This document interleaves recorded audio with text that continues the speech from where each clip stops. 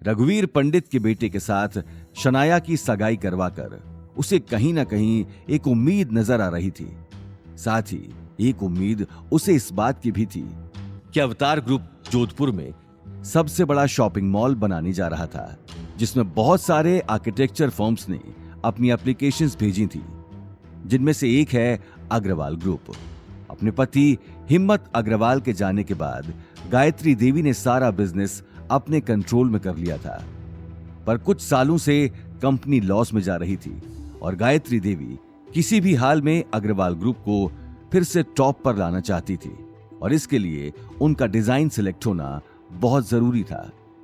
भले ही दादी सा ने अवनी के परिवार को घर से अलग किया था और अवनी अभी भी अग्रवाल ग्रुप में एज अ डिजाइनर काम कर रही थी। उसे उम्मीद थी कि शायद एक दिन उसके काम से खुश होकर वो उन्हें वापस अपनाएगी। अवनी को अवतार ग्रुप के प्रोजेक्ट की बात का पता लगते ही वो अपना सारा काम छोड़कर दिन रात डिजाइन बनाने में जुट गई। उसे अपने आप पे कॉन्फिडेंस था।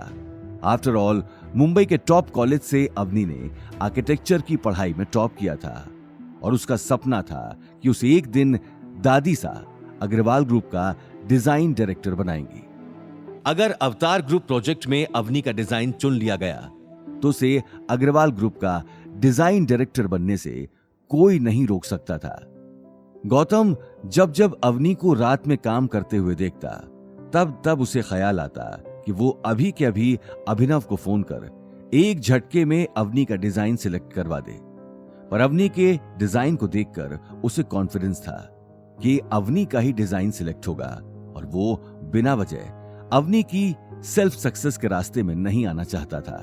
और इसलिए डिजाइन सिलेक्शन मीटिंग के दिन गौतम सिर्फ अवनी को दही शक्कर खिलाकर ऑल द बेस्ट कहते हुए उसे अग्रवाल ग्रुप ड्रॉप करता है और इस प्लानिंग में लग जाता है कि अवनी जब शाम को वापस घर लौटेगी तो वो कैसे उसकी जीत को सेलिब्रेट करेगा। वहीं अवनी भी कॉन्फिडेंट थी कि आज शायद दादी सा के मन में उसके प्रति जो गुस्सा था वो डिजाइन देखकर दूर हो जाएगा। कॉन्फ्रेंस रूम में सभी लोग अपने अपने डिजाइन लेकर आ चुके थे। अवनी गायत्री देवी के पास चली जाती है। दादी सा, मेरा डिजाइन। गायत्री देवी अवनी के हाथ से डिजाइन लेकर देखने लगी। ठीक है, वहां बैठ जाओ। गायत्री देवी ने बड़ी सी चेयर के चारों तरफ लगी कुर्सियों में से एक कुर्सी की तरफ इशारा कर दिया। अवनी ने जैसे ही मुड़कर उस कुर्सी पर नजर डाली, उसके पैरों तले जमीन खिसक गई। सामने नील बैठा था, जिसकी आंखों में अब तक बदले की आग भड़क रही थी। अवनी ने एक पल रुककर गहरी सांस ली और अगले ही पल उसके पास जाकर बैठ गई। अवनी, तुम क्यों यहां अपना टाइम बर्बाद करने आई हो? इससे अच्छा तो तुम अपने उस सुमेर पैलेस के आशिक से कहती तो वो तुम्हारा डिजाइन एक झटके में सिलेक्ट करवा देता। ज्यादा से ज्यादा क्या होता, तुम्हें उसके साथ एक रात ही तो गुजारनी पड़ती। मेरी छोड़ो, भूलो मत सिर्फ दादी सा की वजह से ही तुम इस कुर्सी पर बैठे हो, वरना तुम ये जगह डिजर्व नहीं करते। तुम्हारा आर्किटेक्ट और डिजाइनिंग से दूर दूर तक कोई लेना देना नहीं है।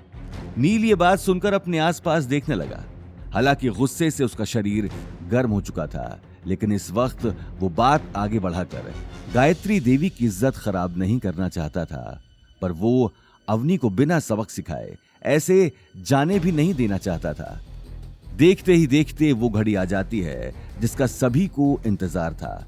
कॉन्फ्रेंस रूम में अवनी और घर में गौतम दोनों बेसब्री से इंतजार कर रहे थे उस पल का जब गायत्री देवी अवनी का नाम लेगी। गौतम से और रहा नहीं जाता और वो अवनी को कॉल लगाता है, पर अवनी गौतम का कॉल नहीं उठाती है। कुछ घंटों बाद वो फिर से अवनी को कॉल करता है, पर अवनी का कॉल स्विच्ड ऑफ आता है। गौतम अब टेंशन में आ जाता है। उसे बहुत ही स्ट्रॉन्ग फीलिंग आती है कि अवनी ठीक नहीं है।